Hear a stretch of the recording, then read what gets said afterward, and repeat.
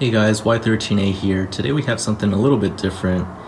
Here I have the two newly released X-02S Strike Wyvern 144 scale models. I have both the Mihaly version as well as the standard for Modelers edition. I know they're coming out with an Osea pre-painted kit also, so that's coming out soon. But I just wanted to create a quick video going through kind of the features of the kit, like kind of a review of the kit itself, and also just a walkthrough of the overall design of the X-02. So starting with the kit, so the kit comes in a kind of plastic injection molded packet. There's like 4 different kind of brackets with the parts kind of interlinked through injection molding. And so basically I didn't have any clips, so I just used my X-Acto knife and just kind of cut the pieces out. So the kit actually consists of 2 types of plastic.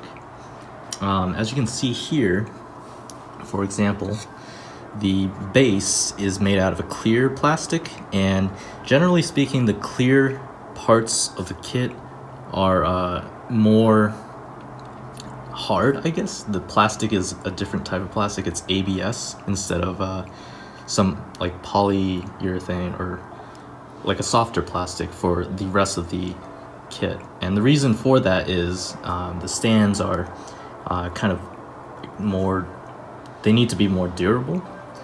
And so I guess it's made out of hard plastic for that reason. The softer plastic in the actual body of the model allows for more details. One of my overall feelings about the kit is that they're incredibly detailed. If you look carefully, you can see, you know, the tiny panel lines on the design of the model. It's incredibly detailed, and honestly, the kits don't feel that flimsy.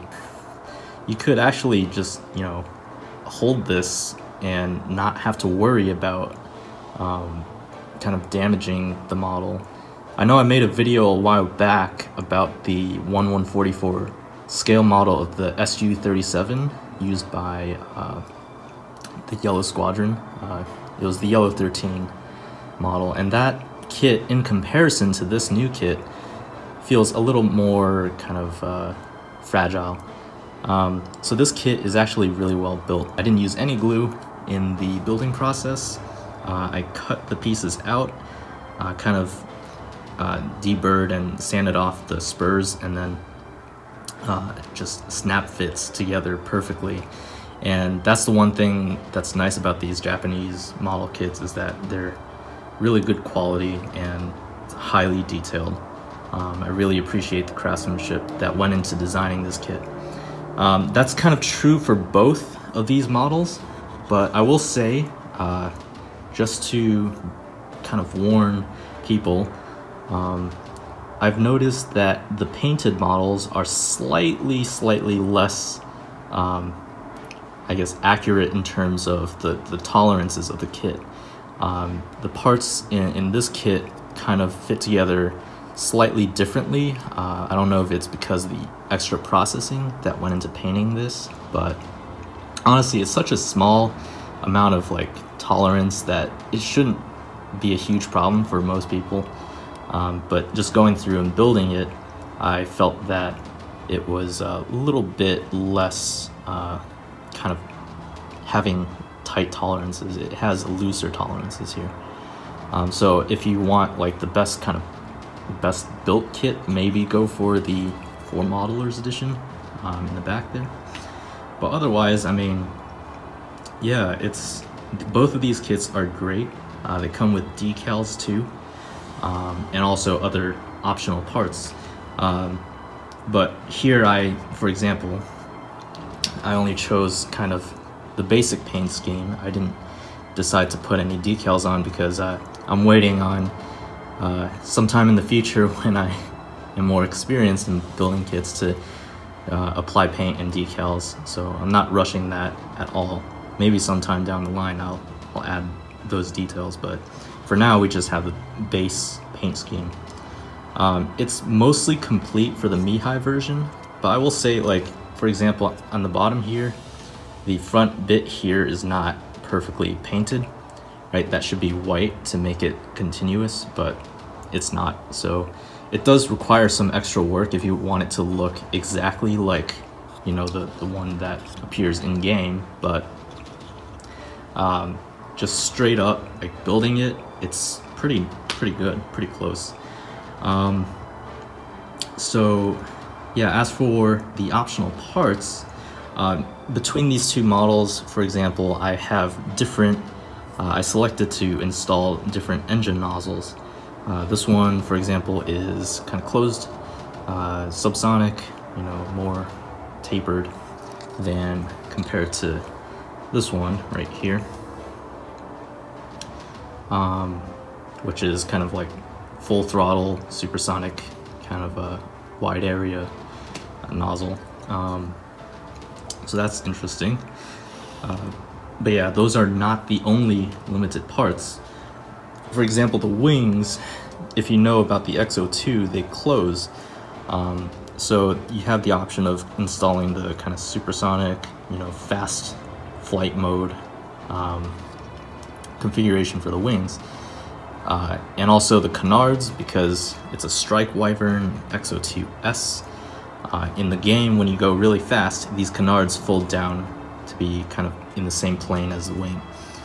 And also the tail folds down too. So there's a lot of moving parts in the game, and so the kit gives you a lot of variety and option between the different configurations.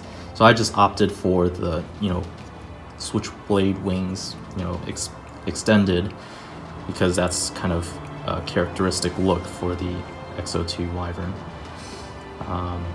Some minor differences between the kit, between the two kits.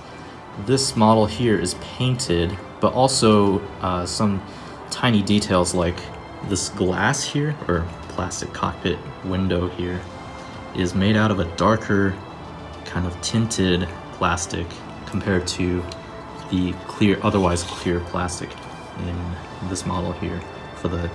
It's the 4 modelers edition, so there's a slight difference. And if you notice very carefully on the inside here, we have two pilots inside, versus the Mihaly version, which has 1 pilot, and the co-pro is the AI co-pilot that helps, I guess, operate the aircraft. Speaking of that, there are also options in the kit, additional attachments for, say, you want to have like missiles deployed. There's a part for that fits in the back here, but you'll have to like uninstall this and install the other parts. And so this kit is really nice in that after kind of building a particular configuration, you can actually disassemble it and install different parts if you want to switch it up later.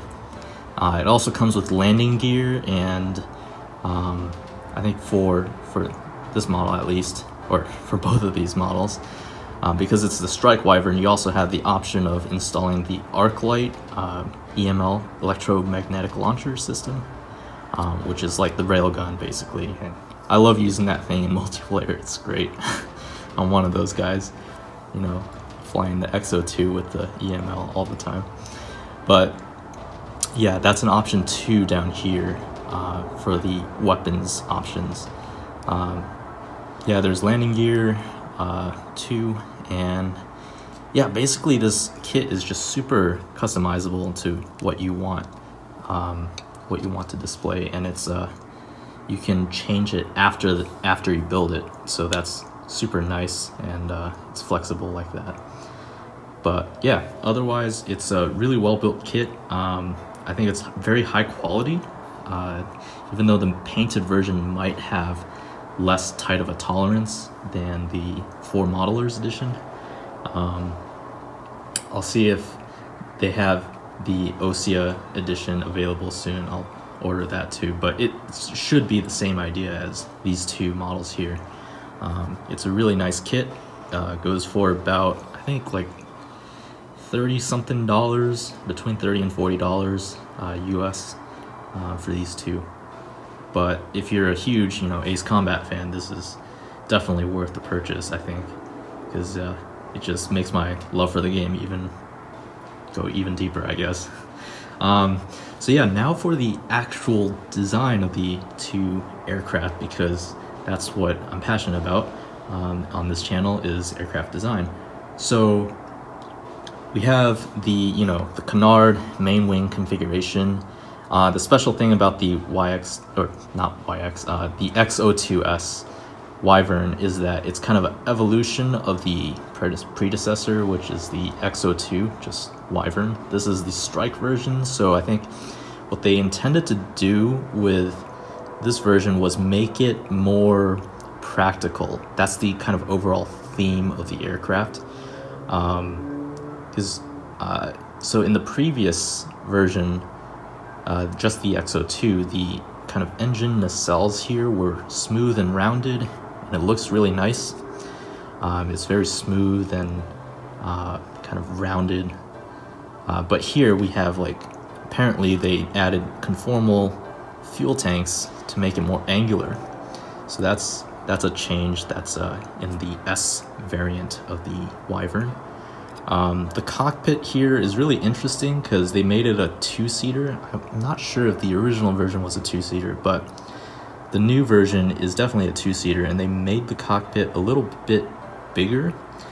This change is kind of similar to how, if you look at the SU-35, 37, and compare it to the SU-30, which is like the widely used version of the flanker, it's kind of bigger on the SU-30. It's kind of a more sporty and kind of a look. I'm not sure if I'm making any sense here, but the cockpit is bigger and it feels more proportionate to the rest of the aircraft, which is also good. And here we have the Mihaly version, which has the computer in the back with, you know, the sphere with all the cameras around it. And that was a huge point in the, or not a huge point, but it was part of the story, is that his flight data was being collected and things like that. If you recall in the game, I forgot which number of the mission it was, but it was one of the missions. It's called Lost Kingdom, and that's when you get introduced to the, you know, the Mihaly X-02, you know, just flying with the sun in the background, you know, super cool looking. In that mission, he uses his EML, which, you know, deploys from the bottom here, and it has, you know, like if you play the game and you hear the dialogue, you might notice that there's like a targeting correction, you know, 0.8 degrees or something. It's like super neat that they included kind of an AI to help with that.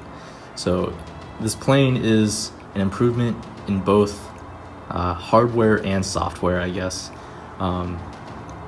Just the AI aspect of the game just adds like so much more, I guess, high-tech kinds of vibes here. But anyways, that's not too relevant to this design. But yeah, it's basically a switchblade configuration, forward-sloped wing, goes in during high speeds. The vertical stabilizers, which are normally in a V configuration, fold down flat when you go fast. The engine nozzles are thrust vectoring, and that's actually reflected in the kit here, because you can adjust the nozzles so that, for example, if I do this, it looks kind of funny, but this would bring it into a roll to this side, and if you have it both up, it'll, you know, push the aircraft, or that was unintentional there, but it'll make, you know, it'll make your aircraft pitch up faster. So it does have thrust vectoring nozzles, which is interesting. The canards in the S variant have also been changed so that there's kind of a dihedral, but it doesn't start at the base, which is interesting. It has this little horizontal area in between the fuselage and the outboard of the canard. It's interesting, I will say that. It's a design change from the previous version. I guess it makes it look a little bit more obvious that it's different compared to the standard version of the Wyvern, but that's also a design feature here. So we talked about the configuration, the vertical stabilizers, the canards, the cockpit. I guess now if we look at the underside, here in the front near the nose section, we have an Electro-Optical targeting system, EOTS, and this part, while building the kit, it was such a pain in the ass to kind of like install because it's such a small plastic part. And that's another nice thing about the kit, is that they give you two of these. They have two kind of plastic injection molded rectangles that contain this part, so it's really nice. This is a clear part, but you know, with the Mihaly version, the clear parts are tinted gray a little bit, so it's hard to see that it's clear, but you can probably see it is clear, so that's nice. Like, there's a huge emphasis just overall in Ace Combat 7 of, you know, aerospace engineering and the future of fighter technology becoming increasingly computational, and I feel like this new X-02S design reflects a lot of that, with the, you know, the CoPro and the new sensors on the nose and whatnot. So that's a thematic point that I really kind of appreciate and kind of took in from the game. Moving afterwards, we see the engines, which have these forward swept inlets. So I don't know if these will actually benefit the design in real life, because it looks weird. I would prefer it to be angled back, but this forward swept inlet design is based on kind of the F-35. If you look at the F-35, the side intakes on that, if you look from the top, it's swept forward. And this is a special kind of inlet in that there are no moving parts. And what it's doing is basically, so if you notice the inlet here, you'll see a bump, kind of. I'm not sure if it's showing here because of the shadow, but you'll see two bumps that that you might be wondering, like, why are they there, right? Well, if you look on older aircraft, things like planes like the F-16 or the F-4, you'll notice that the inlets have these splitter plates. They're like these sharp, flat objects that kind of like form a gap between the inlet and the fuselage. And that is actually, it's gonna be hard to explain if you don't really know aerospace engineering, but it basically separates the boundary layer, which is, oh god, this is hard to explain, but basically it cuts off the variable distribution of the boundary layer, and then it makes sure that your engine gets uniform air coming in. And this is super important for fighters because, your mission depends on whether or not your engine can provide the propulsion for your entire system.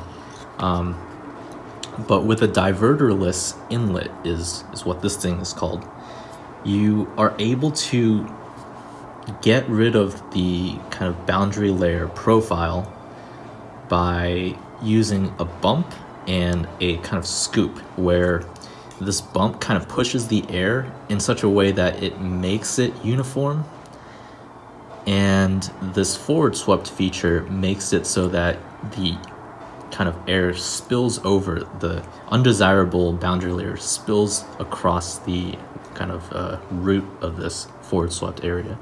So that's the new design on the F-35, for example, is a diverterless supersonic inlet. DSI is kind of what it's called.